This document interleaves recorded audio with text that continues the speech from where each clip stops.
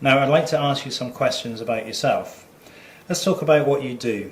Do you work or do you study? I'm a student, and I'm a senior student in the China's Foreign Affairs University. And what do you study? I'm studying a major in the English and International Studies. And why did you choose your place of study?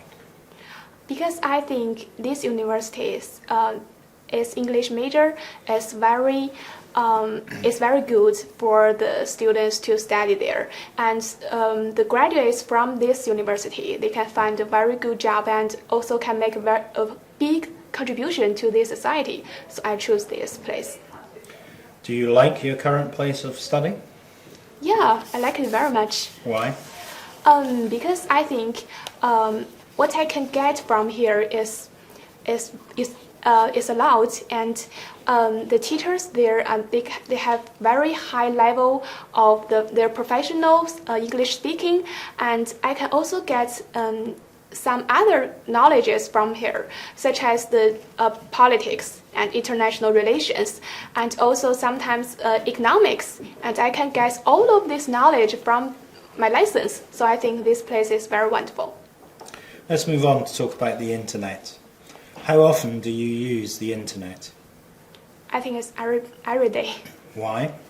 Because I can get information in the internet, such as I can chat with my friends, and also because sometimes I want to know, wow, what is the news today, and I can check on the internet. And sometimes when I want to look for somebody, look for some issues, I can also find it in there. So that is very convenient. When did you last use the internet? I think half hours ago. Why? I'm checking where this place is on the street. Can you imagine life without the internet now? Well, that is a very good question, because I thought it's just on the street. An hour ago, my phone just has some problems and I can't connect it to the internet. At that time, I can't do anything because I cannot find the place I want to go, and I cannot connect with my friends and they can help me. And then I just ask somebody and to borrow their phones and to connect with the people I need to know how to get here. So at that time I thought that how can I live without internet? I think that is impossible in the future. Let's talk about television programs. Do you watch a lot of TV? Yeah. Why? Because the TV has the video is very powerful, that you can get the correct information that is more vivid than on the internet. And because watching TV, you can spending the time with your parents and with your family, and we can talk about the same topic and connect with each other, and that is a very good way to strengthen the bond in the family. What are the popular television programs in China? I think the popular program may be some talk shows. Today, there are various types of talk shows, such as Take Me Out. That is a program that make boys and girls to make friends there. And also some news talk shows. There are very famous journalists or experts that talking about how to look at this issue today. And also any other programs that can make a family to clear the air and to ease these misunderstandings with each other. So the talk shows actually is a method that teach people and tell people how to do in today's society. Have television programs changed a lot since you were younger? Yeah, it changed very, very much. I think when I was a child, I can only see some some very simple programs, such as some cartoon, and the characters and the content were very, very simple. But today, that is totally different. Now I'm going to give you a topic, and I'd like you to talk about it for 1 to 2 minutes. Before you talk, you have 1 minute to think about what you're going to say, and you can make some notes. Do you understand? Okay.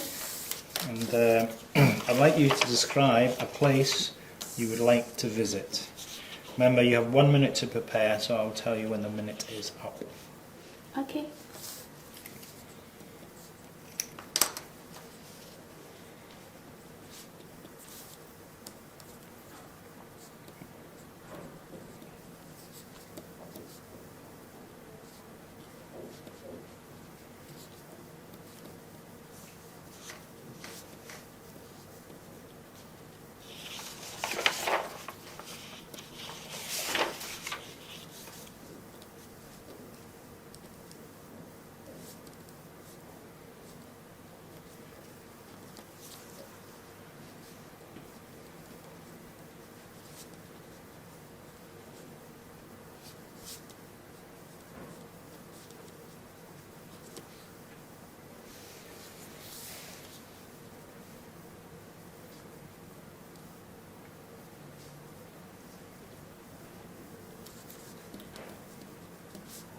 Thank you.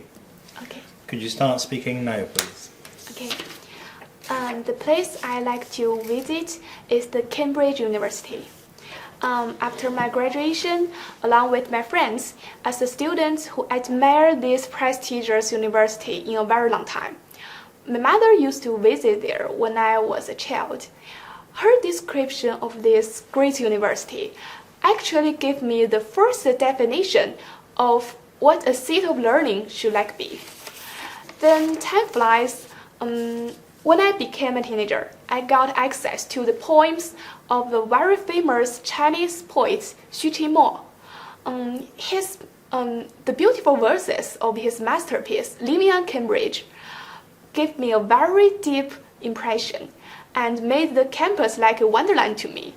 Since then, I have been longing for visiting this place and seeing every scene depicted in his lines, such as floating in a seam of light on the Cambridge River, silent wake trailing behind my canoe. Furthermore, the romantic relationship between Xu Qimo and Lin Huiyin, the greatest female architect and poetess of China, and their relationship was happened in the campus of the Cambridge University. And this story, leaving a very known, touching love story on everyone's lips. So I hope that one day I can visit there with my boyfriend, wandering around the campus by the sunset, and also reproducing the two true lovers there. So overall, in my mind, the Cambridge University is not only academic, but also historic, romantic, and full of stories. So I really yearn for experiencing it by myself and also feeling the exclusive charm. Thank you. Your time's up. Do your friends or family also want to visit this place? Yeah. Okay. Now I'm going to move on to part 3 of the speaking test. We've been talking about a place you would like to visit, and I'd like to discuss with you 1 or 2 more general questions related to this topic. Let's start with the topic of travelling to less familiar places. Do you think it's important to read about a country before you visit it? I think that is important because you should firstly know about this country. You should know its culture, you should know its customs, and you should know how its people like, and then you can go to there. Because you can, such as you can search on the internet that which place I want to go, what I can see in that country, and then you go there and you can get your point and to check on the places step by step, and that is more efficient and much better. I think. Do you think there are any disadvantages to this approach? I think the only disadvantages is maybe there will be light surprise for you because you have known that, and then you can see that is a little boring sometimes. Some people choose to have a guide when they go to an unfamiliar place. Do you think this improves the quality of the experience? I think finding a guide in a tourist placing, that is now the best way to have a visit there because the guides, they just lead every tourist in the same course every day, and they just want to show you what they want to show you. Right. So that is, you should find out what you want to see by yourself, and you can regard it as an adventure, and you can take it by yourself and your friends, and that is a very good experience without the guidance, I think. Do you think most people prefer to travel independently or to have a guide? I think most people prefer to have a guide because sometimes they want to rely on somebody, and sometimes they feel the sense of insecurity, and they want to have a help around him. But personally, I think independent tourism is much more interesting. Let's talk about tourism in general. Do you think that the government should protect historical places of interest to encourage more tourists? I think they can undergo these two issues at the same time. On the one hand, they can protect these places, and they can help to protect the environment and help to rebuild these buildings as well. And on the other hand, they can also encourage tourists to go there, because this is the best way to make your culture, make your traditions, make your thinking to travel around the world. So I think these two paths can be undergo at the same time. In China, are historical places of interest protected? I think in China, the government has taken a lot of issues, a lot of measures to protect these places, interesting places, and they also warn the tourists that you cannot do something to do harm to these buildings or these architects, because this is our treasure and you should protect it as well. So I think this is a good way. You can do your obligation, and then you can remind the tourists to do their obligation. So that is a good way. Okay, thank you. Our time is up. That is the end of the speaking test. Thank you. Thank you.